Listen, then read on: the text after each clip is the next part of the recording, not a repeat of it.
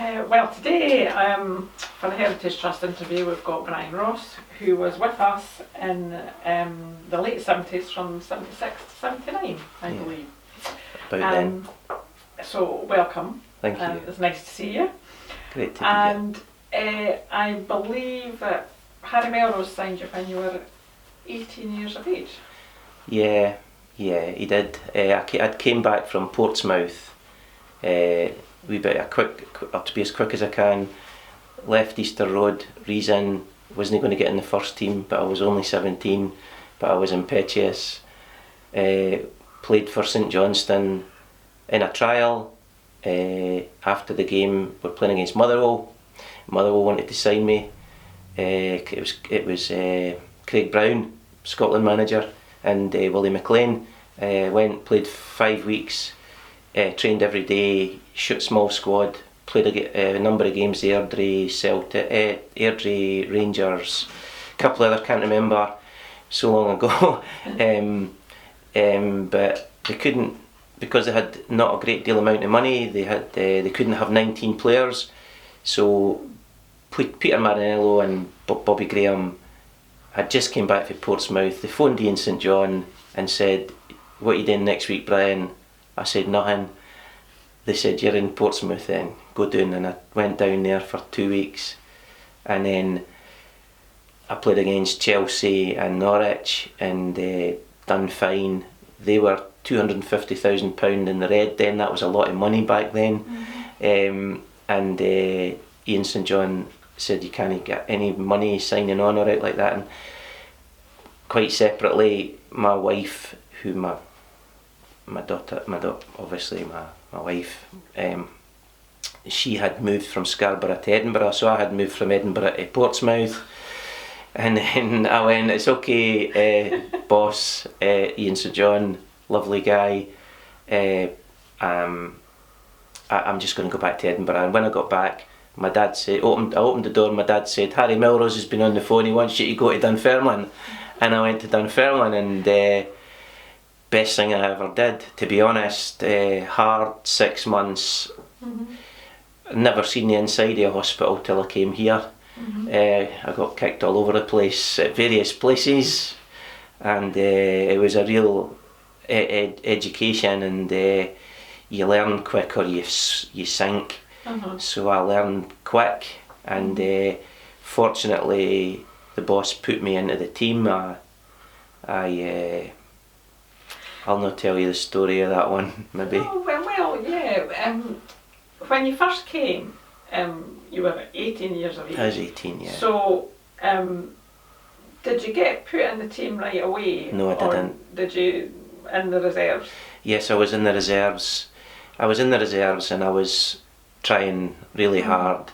We were going, junior teams, midweek, pouring with rain, glue pots, ball sticking in the mud. It was, but if that's what I have to do to be in the first team, that's what we do. There was, all of us were in the same boat. I was no different, no better. But after 6 months, I was playing well. I'd always been a good player. I believed in myself.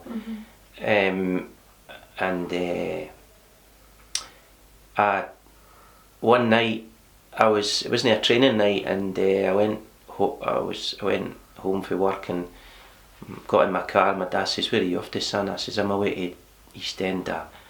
It's not a training night." I said, "I know." Anyway, I went over and I asked if I could, I came in and Harry was there, and he looked at me. "What are you doing out here, son?" I says, "Boss, can I see you?"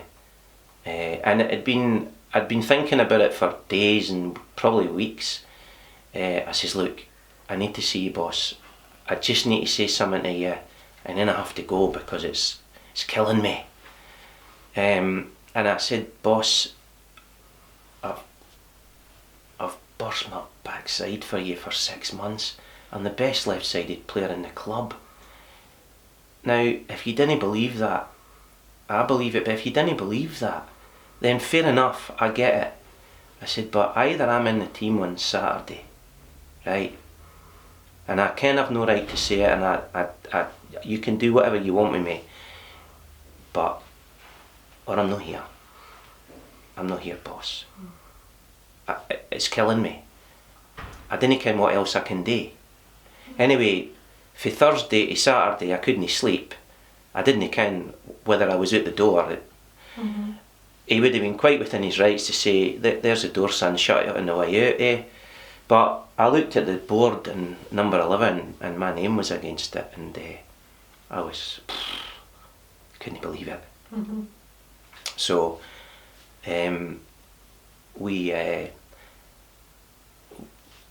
we were there to play football. We were second bottom of the league. Didn't matter. It didn't matter to us, and we were just all young, and Big Albie was there and John Salt, and we had a good team. We believed in each other, I think we did.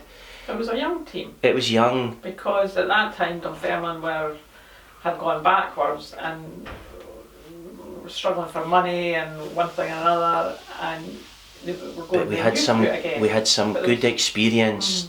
Jimmy Mullen, Bobby Morrison, Jimmy Markey, Jim Meakin, Bobby Scott, you know, brilliant players, you know, really great with the young laddies.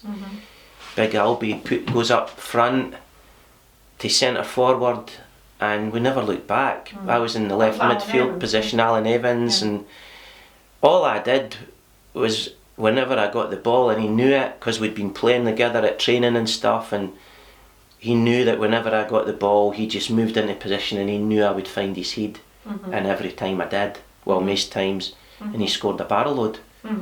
And I can't remember a great deal, but I believe that year we went from second bottom of the league to miss promotion by a single point.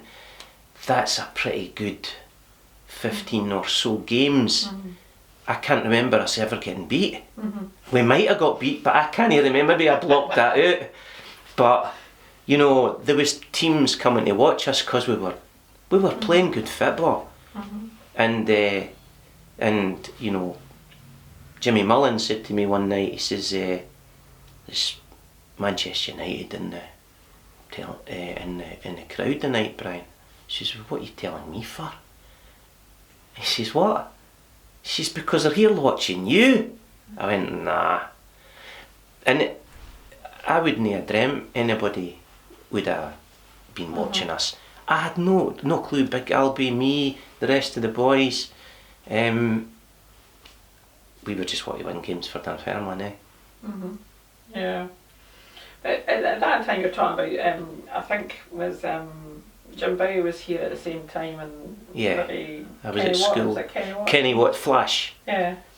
Super player, so quick. Jimmy Bowie, brilliant player, so skillful. Him and I were at Portobello High School together, and we all, even in the playground when we were just wee, like maybe 12 or 13 and that, with a tennis ball, you know, people would say, Jimmy's better than you, Bri, or Brian, to Jimmy. No, that neither of us bothered. Well, I bothered, to be honest. It bothered me a lot. But you know, if it didn't matter, because Jimmy was my mate, and he was so good. Really. It's funny that, because you played in the left and he played in the right. He played in the right, and we were at Portobello High School, but because he was a bit older than me, he never got in the. Of course, he would have got in the team, but he was too old. Otherwise, he would have been in the team, you know. And at Portobello High School, we were a rugby school, but when I was at that school, it just so happened that Chris Robertson, John Robertson's brother, was there. Gordon Grandison, Ian McLaren both went to Hearts. Drew Brand went to Everton. Billy went to Billy Turner went to West Bromwich Albion. We won everything. At school, we got beat in the final of the Scottish Cup after a replay in extra time, because 7 of our players were injured, and we played in the final replay with 4 of us, and players that had never played in the team before, and we just weren't going to give up, even the four of us and the rest of the laddies as well. But Holyrood, they were the only team that beat us that season, and they only beat us by 1 goal after extra time and a replay. You know, and we played for Edinburgh, Chris and I, and Grandy, and you know, we won the Scottish Cup with Edinburgh, playing against George McCluskey and Ben Casey and all these guys in the Glasgow team.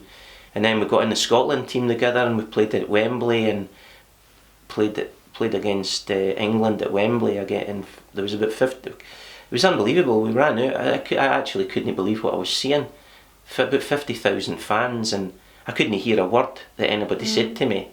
I could see their mouth going, but I couldn't hear a word. Not a word. I mean, I'd never been in an atmosphere like that. Yeah. And they scored a goal from about 40. I mean, 15-year-old guy was 14. He hit a ball for 40 yards, and it just screamed into the top corner after 5 minutes. And then we went into, you know, we stuck with it. We went 1-1, 2-1, 3-1, 4-1. This is the best England team in 66 years apparently, and we destroyed them. And we were called the Tartan Terrors after that. So that was under 15 age group with Scotland? Under 15. And then did you play... And then next again year I went and played under 18. I was still only 15, and we played... I played it against England at Old Trafford. We drew 1-1.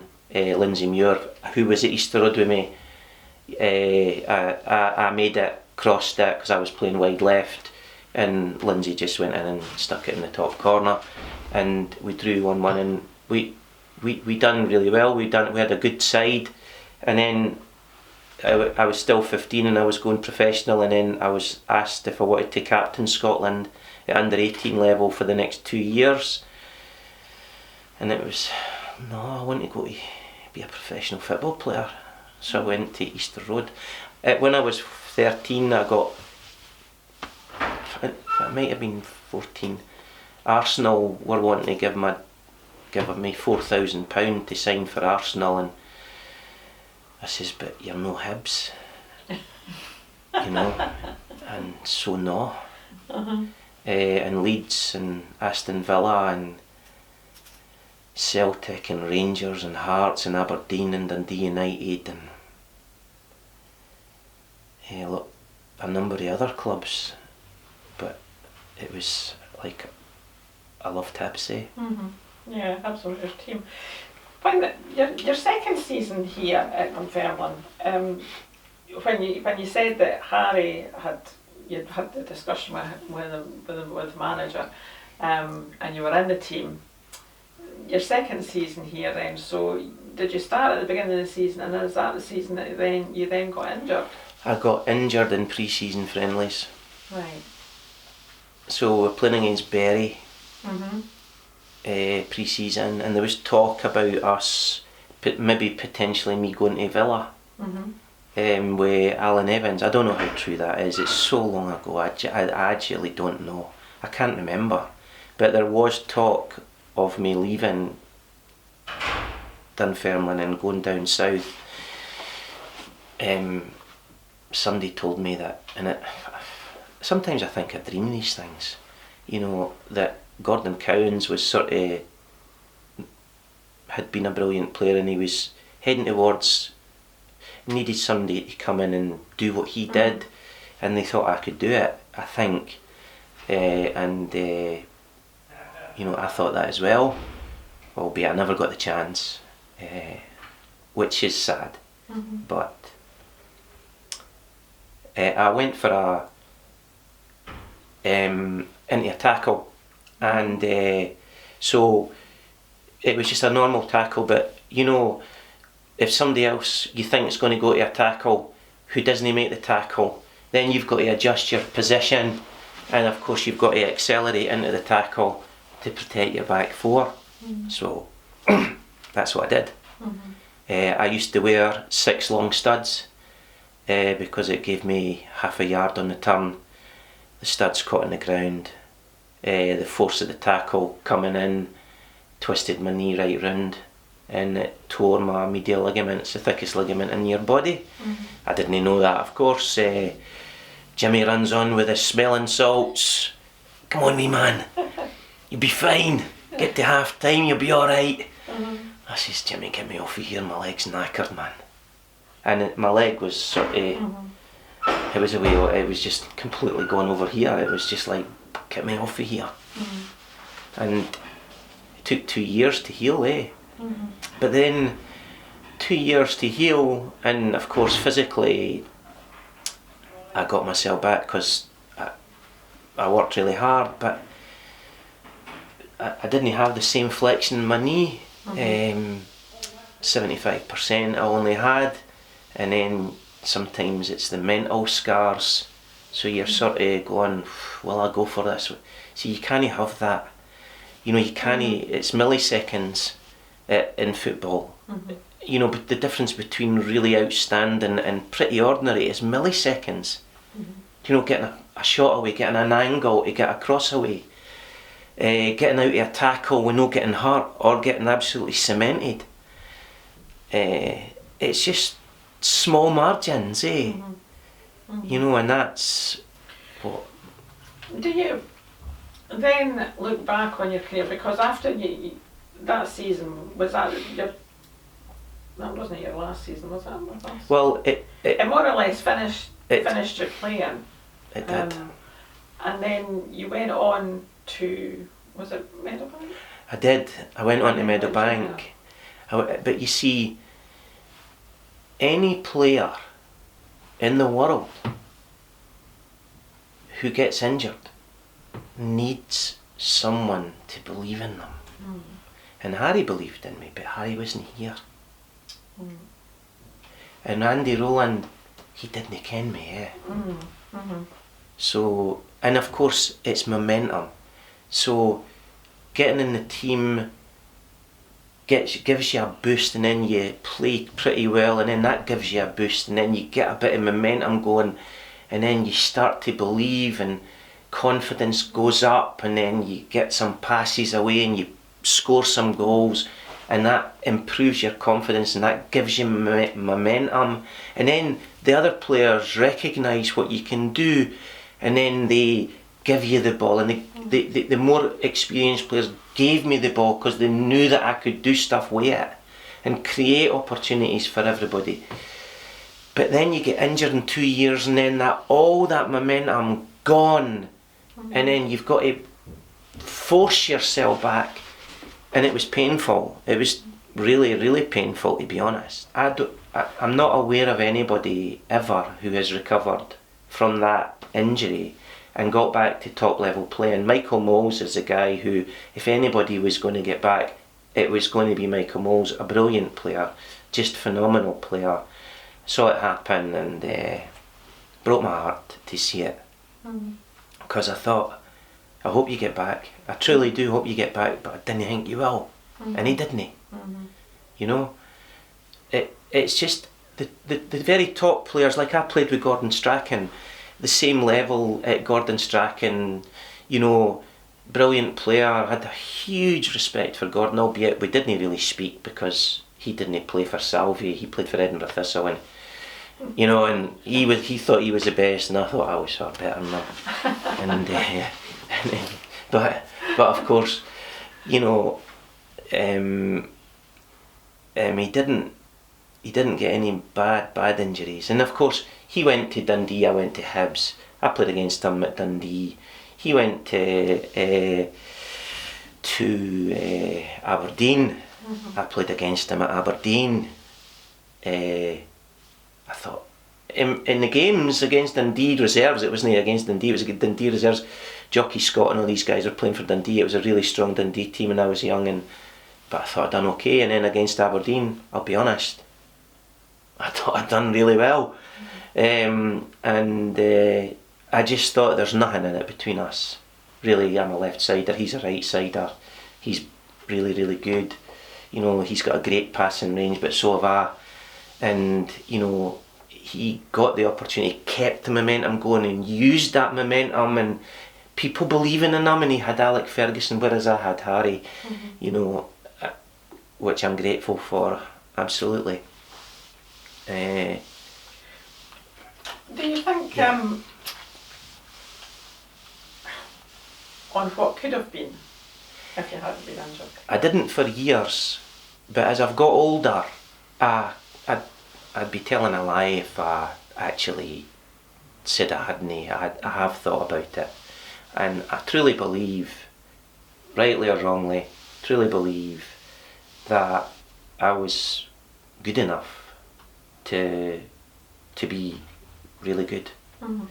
Who knows? I'd played at Scotland for Scotland at every level. I had captained the school, Edinburgh to the Scottish Cup win, Portobello to the Scottish Cup final, Salvesen Boys Club to completely unbeaten, won every single cup. I was their captain. I was going to be captain of Scotland under 18s for the next 2 years, I was told. I went to Easter Road. If I hadn't have been injured, and I truly believe that if Alec Cropley, who was my hero, hadn't been there, we had Ian Munro, we had Bobby Smith, Desi Bremner,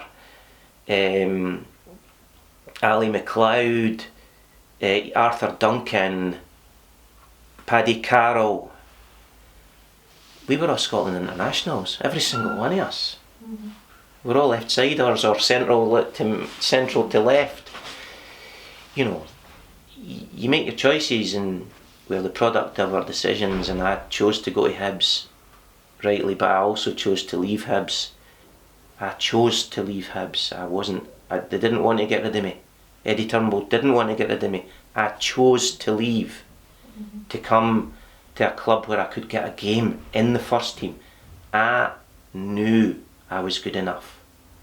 I just needed someone, somewhere, to believe in me, like I believed in myself. All the other players, they believed in me, right? There was players who maybe, I was quite wee, they maybe laugh at me, but they didn't laugh at me after the game. Mm-hmm. Who was your, did you have an opponent that you thought was really difficult to play against, or was it a case of you just went past them anyway? I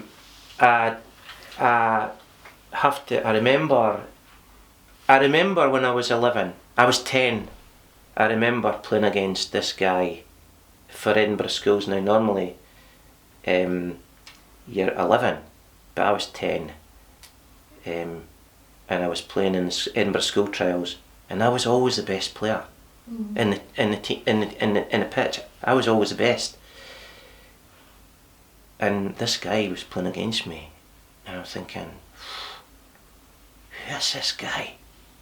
It was Gordon Strachan. He was 11, and I'm thinking, he's the best player I've ever played against. You know, by a long way. But I could live with him. Listen, I could live with him. The hardest players to play against, I've got to say, the hardest players, Jimmy Scott. He was a monster. I mean, he was I'm glad he was in my team, because he was just an assassin. And Eric Shadler, who I was a great friend, I called him my friend, didn't go into a 50-50 with him. You know, you'll lose. Alec Cropley, my hero, he was one of the hardest tacklers I've ever seen. You know, but in terms of, I remember playing here against Swansea City. John Toshak put me into this terracing with a tackle, but I got up and ran back on and dealt him. And the reason he put me in amongst the supporters was because he could see I was getting a grip on the game. I played against Robbie James that day, and Leighton James was playing, and Robbie James was the Welsh international every day of the week. I think I got the better of him. By the end of the game, I think I got the better of him. and I tried to stay out of massive tackles because my game was about creating and creating opportunities and for other players to score or score myself, and I would take the set pieces and so on. So I tried to stay out of tackles because I had players in my team who would make the tackles for me and just give me the ball. So there was like Jim Meekin and John Salton and Scotty and, you know, Bobby Robertson when he came in the side, hard tackling boy. And then I would just create, you know, but I could tackle as well, didn't get me wrong, I wouldn't shirk a tackle. That's probably how I got injured.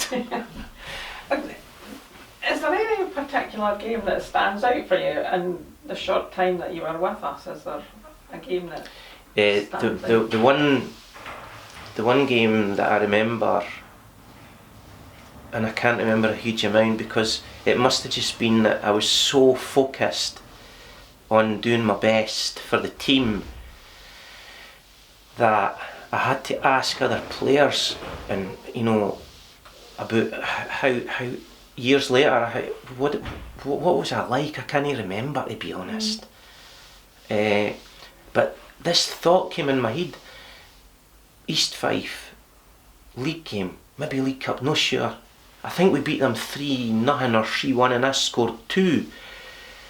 And I'm getting the ball in the midfield, and I'm going past one player and I'm going past another player, and I'm thinking, this is easy. This is easy. You know, because what you've got to do, you've got to get when you play, you've got to get the rhythm. There's a rhythm to it. You know, your first touch, your ability to move at the same time you take your first touch and go past the first player, you know. And I went, I've got it. It's like a, I don't know, it's like a dance. It's like, I've got the rhythm. I've got the rhythm of this league. And it took me, that's me 18 and a half, 5 years old, and I'm now 18 and a half, and it's taken me 7 days a week. You know, I was playing football all the time myself. I had to learn and learn from mistakes to get to a level where I could actually contribute to a team, a professional team, actually contribute. And that, it wasn't even a big part of the game. It was just like, I've arrived. I can do this. That's what it was. I can do it.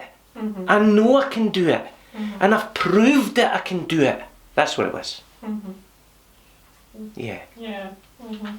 If you, I suppose in your relatively short professional career, how would you look back on your time here at Dunfermline then? What would you say about it? In a short period of time, we achieved an awful lot.